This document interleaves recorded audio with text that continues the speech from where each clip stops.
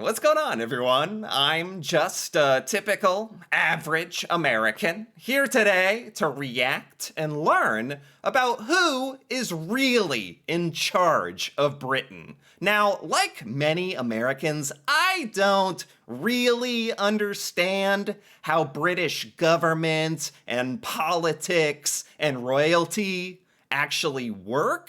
So today, I'm really interested to learn about how the British government really runs and who actually does the decision making. And also, just a quick note about this video we're gonna watch. This is sort of an older video, so it's gonna make some references to David Cameron and Queen Elizabeth, rest in peace. So with that being said, let's take a look. Who is actually really in charge of Britain? Let's see. Who's in charge of Britain? Well, it's the Prime Minister, isn't it? Right. The one we voted for? Actually, no, he isn't. Not. What? What does that mean? I was distracted by the farting noises they added there. Caught me off guard a little bit. Yeah, the Prime Minister. I mean, for us Americans who actually know that Britain has a Prime Minister, and that's what it's called, that's who I would assume is, comparable to the United States President, who is basically thought of as the guy, the person that makes all the decisions. Is that not technically true about the Prime Minister? Not only is the Prime Minister not in charge of Britain, but we didn't even vote for him. The Prime Minister is officially just an advisor to the real head honcho. Me! Yes, an old... The Prime Minister is technically just an advisor to the monarch, the queen or king. But that's a technicality. I feel like in reality, doesn't the Prime Minister actually do the decision making? It's not like the king or queen actually creates and enacts policy and law, right? Old lady, lucky enough to be descended from a family with the most violent army, is our head of state. It's officially her country and her laws. Except you know that's not really how it works. No. Our parliament is a baffling thousands of years old institution that's been around for hundreds of years. And it's changed so much that the word officially means diddly squat. So... That is interesting, huh? Like, just thinking about how long Britain has been around and the history of its monarchy and government is so freaking long and probably complicated. He's right, it probably just complicates stuff. How is the country actually run? What does the Prime Minister do? Who does the government? Why am there backbenchers? Government how Home Secretary there is? Parliamentary where cabinet reshuffle opposition right honourable what? Ah! This guy is extremely funny as well, which I enjoy. Politics, unboring. Britain is a democracy, which means we, the people, decide how the country is run. But instead of squeezing 64 million people into the House of Commons, we have 650 people representing all of us. Wow, it's also so crazy how the House of Commons, just looking at it, it's set up so incredibly different. There's really 650, PMs, I think they're called, in the House of Commons. 650 representatives. Wow. Anyway, what I was trying to say was just visually how this chamber is set up is so funny to me, because it's so different to the United States, where everyone has a very proper, spaced out seating arrangement, very formal. And here, everyone is packed shoulder to shoulder on these little benches, and they're literally, when you're screaming at someone or talking to someone, you are right there. You are physically right next to the other representatives, which I actually kind of enjoy, frankly. They choose. The country has been carefully has been carefully divided into 650 constituencies. Each 650 constituencies. What determines a constituency, technically? I have never seen Britain divided up like this. 650 different, counties, regions? Is that kind of what a constituency is? Each one containing roughly 70,000 voters. Okay. Every 5 years, there's a general election. We put an X next to the person we like best, then the person with the most votes becomes our constituency's Member of Parliament, or MP. So every 5 years, everyone votes for the PM of their constituency. The 650 members of the House of Commons are decided every 5 years. That's what I'm hearing here. Is that correct? Now, even though technically anyone can put themselves up for election, and they often do, they're almost always a member of a political party. But Right. what is a political party? Right. Broadly speaking, it's a group of people that all feel the same way about how the country should be run. They have a Now this I'm actually very interested about because I haven't ever really learned about British political parties. Here in America, there's only 2 political parties, really. Technically, there's more, but in practical application, there's 2 that you have to decide between, and it's terrible that there's only 2. It's crazy actually. So, does Britain have more than 2 parties at least? Please tell me. party headquarters and a logo and a favourite colour. If you're a member of one of these parties, you're much more likely to get voted for because people know what you stand for. And Right. political parties have got money to help with posters and leaflets and things. There's nothing in the rulebook that says there needs to be such thing as political parties. They've just naturally come about. In theory, you Okay. could have a parliament made up entirely of independent partyless MPs. It's just never happened, and they probably wouldn't agree on any. Whoa, what is this? What is this? When was there a fist fight in Parliament? What? Made up entirely of independent partyless MPs. It's just never happened, and they probably wouldn't agree on anything. So this is this is how policy is decided in Britain with literal fist fights. That's how you get decisions made. That's how the House of Commons gets its 650 MPs. And now this Okay. is where she comes in. The Queen politely asks one of the MPs to be her Prime Minister. This is a tradition that dates back to the years of King George I, who needed an advisor to help run the country because he only spoke German. The monarch? So now King Charles technically asks one MP to be the Prime Minister? Is that... No, isn't the Prime Minister, chosen by the people, though? Not... This is very confusing to me, actually. Officially, the Queen can pick whomever she likes. But so far, she's always gone for the leader of the party with the most MPs. That's what it is. Okay. I was like, what? What? So the monarch, formally, out of tradition, chooses the MP that's the leader of the majority party. That's what it is. Okay. The Prime Minister then chooses a crack team of his best friends to form the government, a small group of people who do the actual day-to-day running of Britain, as in coming up with new laws and deciding where to spend our money and deciding how to get our money, etc., etc. So the Prime Minister really does do a lot of the decision-making of Britain. We're trying to answer the question of who is really in charge of Britain. And I still think the Prime Minister is probably the answer to that, right? And they get to choose a group of people that work with them to make all these decisions. Coming up with new laws and deciding where to spend our money and deciding how to get our money, etc., etc. The Prime Minister's job is to decide who does what, swap them around every so often, and give them a massive f***ing if they f*** up. What are these? I actually haven't ever heard of these positions. Chancellor of the Exchequer? I have no idea. Home Secretary, Foreign Secretary, okay. But the government can't do whatever it likes. It has to be kept in check and challenged on every decision it makes. That's mainly the job of the party that came second in the general election. They're called the opposition. They pretend they've got government jobs. Oh, I've heard that term before. The opposition. The opposition. So, and it's kind of a good thing in a way.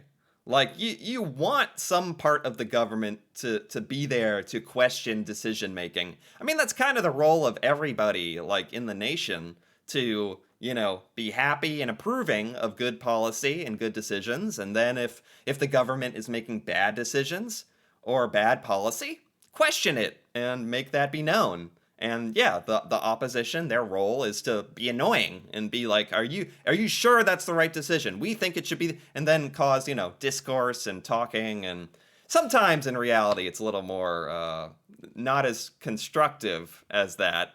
But in theory, that is a good thing. And show you what they would have done if they'd won instead. Again, there's nothing in the rulebook about any opposition. In fact, the opposition wasn't mentioned in law at all until 1937, when they had to agree how much the leader of the opposition should be paid. Wow, it's kind of it's actually real interesting that he's mentioning this. All these political institutions, like the political parties, the opposition, none of it is official. None of it is like written into law as something that should exist. It's just naturally come about in Britain. That's actually really interesting. So what about the rest of the MPs who don't get a job either in the government or the shadow cabinet? They've still got a very important job to do. Okay. They're called backbenchers because they sit on the back benches, which are at the back and are benches. The backbenchers? Is this really a thing?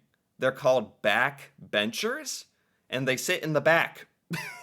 and what? Kind of like chime in from the back, like, hey, that's a dumb idea. Can you hear me down there? Like what? It's their job to represent us, the ordinary folk, in Parliament. Okay. And they do this by voting on things. Okay, Every time right. someone comes up with a potential new law, known as a bill, our MPs argue about it for ages and ages and then decide aye or no in a vote. The ayes to the right! 400! They use the word aye instead of yes because they're pillocks. In theory, Interesting. Britain seems to have like a lot of tradition in its government remaining in Parliament. With the ayes and like sitting next to each other on the benches, and like it's very visceral and real. Whereas whenever you see like an American like meeting room or something, everyone is like spaced out and you have to like wait very properly for your turn and no one's really like arguing. And I kind of like the British, for lack of a better word, more aggressive approach to like people in a room passionately discussing and maybe arguing about policy because they're passionate about it. the MPs decide for themselves how to vote, but the slightly depressing news is they're normally told how to vote by the leader of their party. Oh, this comes back to the question, the topic. Who is really in charge of Britain? The answer should be that the people and the representatives of the people, the 650 MPs, are in charge of Britain by voting on different laws and bills. But in reality, it seems like the power is really with the majority party, with the prime minister and the people he puts into positions of power. And they even tell other MPs how to vote. And if those MPs know what's good for them, they gotta like play the game and vote in a certain way. So the whole thing kind of gets messed up a little bit. It's not as pure as it could be. Leaders employ people literally called whips, whose job it is to go around making threats and promises so that MPs vote as they're told. What? Oh my god, this is kind of like eye-opening, borderline depressing to hear about how it actually works. And I know there's stuff like this in American politics as well. But in Britain, there's a word for it, the whip. I think that's a term in American government as well. There's like whips. But I didn't know the whip goes around whipping people figuratively into voting a certain way. That's interesting. It's the only way you can get more than half of the room to vote the same way. It may seem like an insult to democracy, but actually that's pretty hard to justify. Once a Oh my god. Yeah, it's kind of depressing. I see how you have to do stuff like this or nothing would get passed, I guess, if you need a majority vote. If you didn't have some sort of collaboration, if you want to put it politely, nothing would really change or get passed. So in that sense, maybe there's some justification for it, but I don't know in reality. bill gets liked by the House of Commons, It gets handed on a piece of paper to the room next door, the House of Lords. But they're really weird and complicated, and I can't be bothered to talk about them right. The House of Lords, right. I learned a little bit about the House of Lords in a video a long time ago. I don't really understand the House of Lords, and I don't think they're not voted into their position.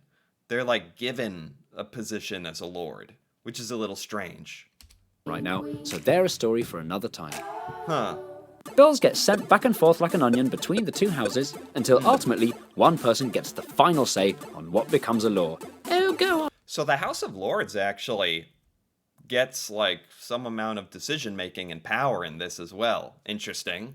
But are they voted? The House of Lords, I don't think they're voted, which is weird. On then.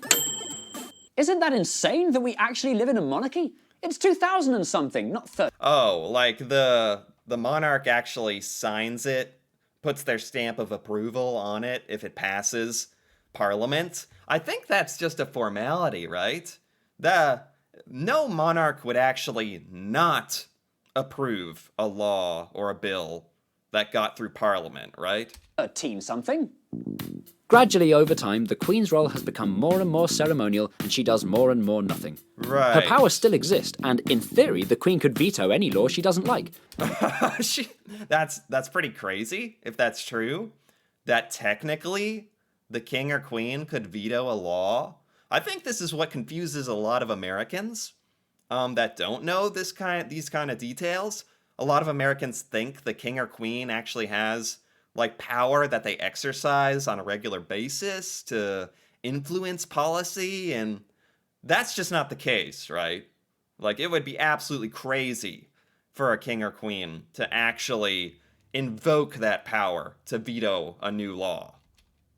But she knows full well that if she tries to exercise any of her theoretical power and defy the MPs that we, the people, voted for, there'll be an instant revolution and we'll set her palace on fire. It's so funny, but it's like kind of true.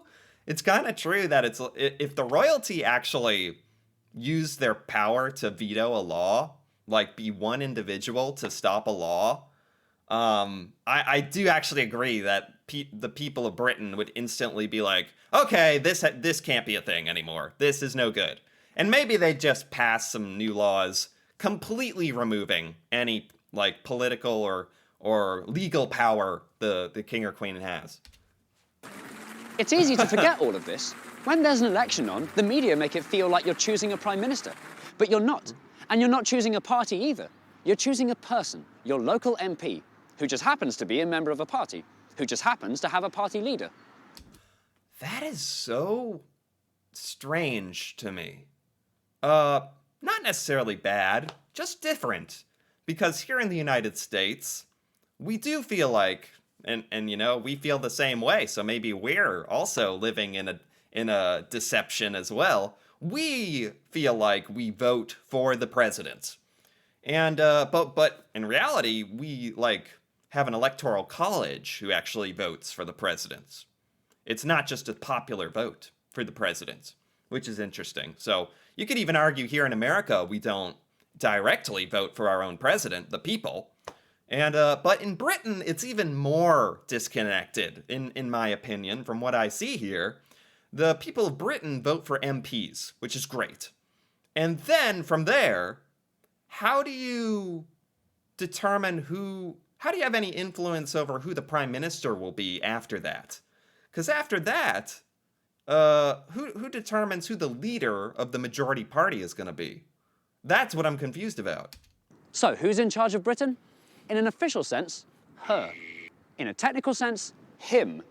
In a practical sense, them. In an idealistic sense, us. That is the perfect summary right there. Exactly right. In an official sense, her.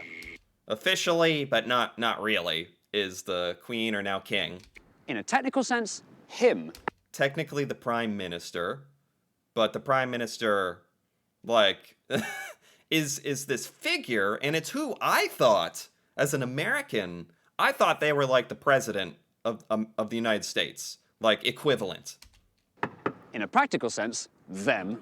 But it's really the House of Commons that decides a lot of the actual stuff by them voting on things. In an idealistic sense, us. Yes. But the real answer, dunno. Don't know. I just want to look up one thing real quick that I don't understand. How is the prime minister determined? How's the Prime Minister determined? I understand how MPs are determined.